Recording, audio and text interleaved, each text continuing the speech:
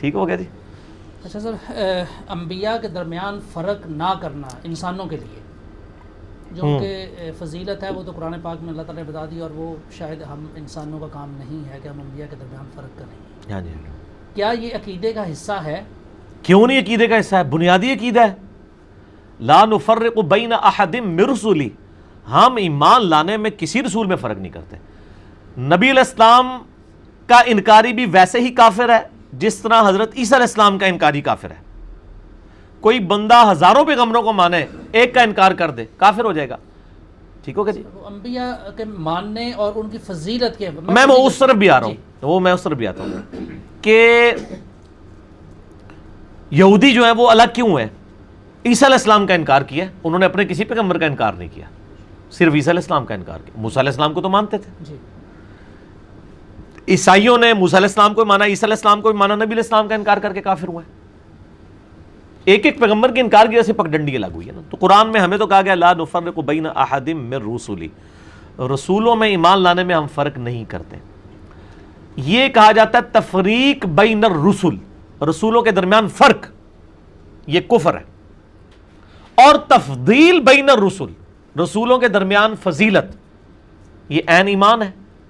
پارہ number 3 start اس سے ہو رہا ہے تلک الرسل فضلنا بعضهم علی بعض. یہ اللہ کے رسول ہیں جن میں سے اللہ نے بعض کو بعض پہ فضیلت دی ہے. میں آپ کے جواب کی طرف بھی آؤں گا لیکن وہ تمیز ضروری ہوتی ہے. منہم من کلم اللہ، ان میں سے کئی ایسے ہیں جن سے اللہ نے کلام کیا.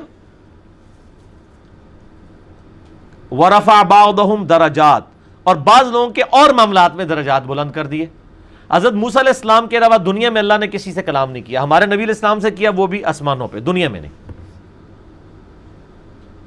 اب موسیٰ علیہ السلام کلیم اللہ ہے، یہ فضیلت کسی اور پیغمبر کو حاصل نہیں ہے. حضرت ابراہیم علیہ السلام کو بھی حاصل نہیں ہے، اگرچہ ان کی فضیلت ان سے زیادہ ہے احادیث کی روشنی میں.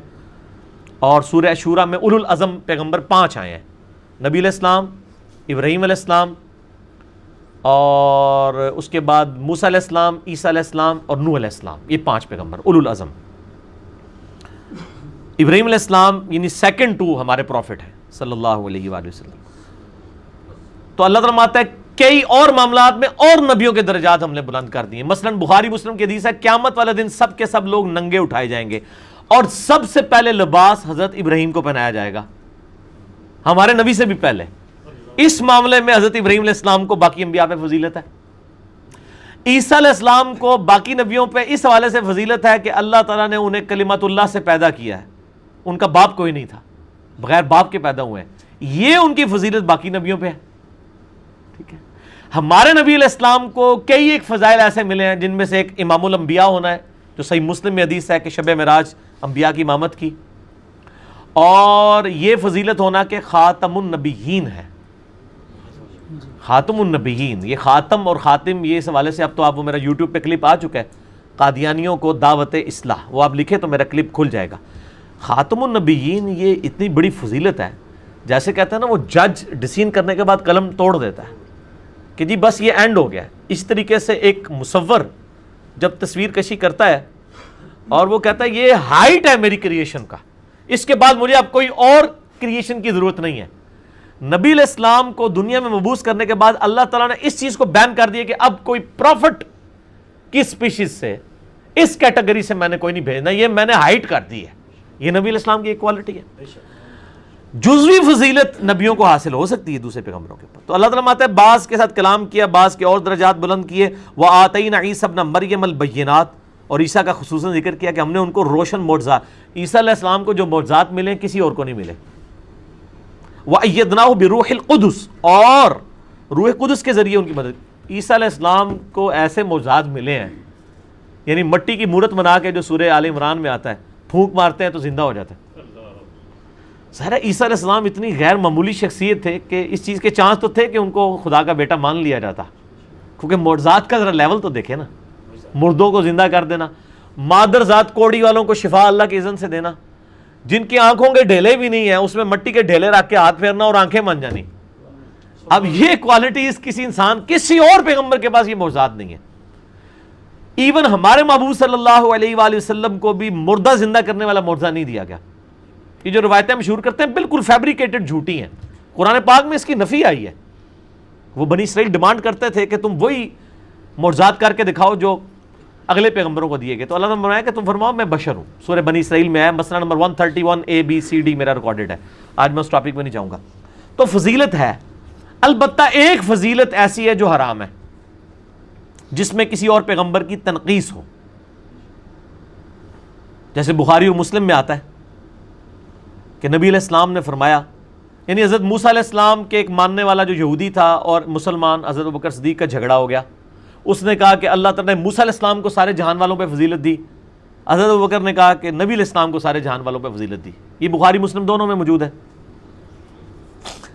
غصہ آیا تو حضرت ابوبکر نے اس کے منہ پہ تھپڑ مار دیا. وہ مقدمہ لے کے نبی علیہ السلام کے پاس آ گیا. تو آپ علیہ السلام نے اپنے صحابی کو ڈانٹا اور آپ نے فرمایا کہ تم موسیٰ علیہ السلام پہ مجھے فضیلت دے رہے ہو، مجھے تو یونس پہ بھی فضیلت مت دو.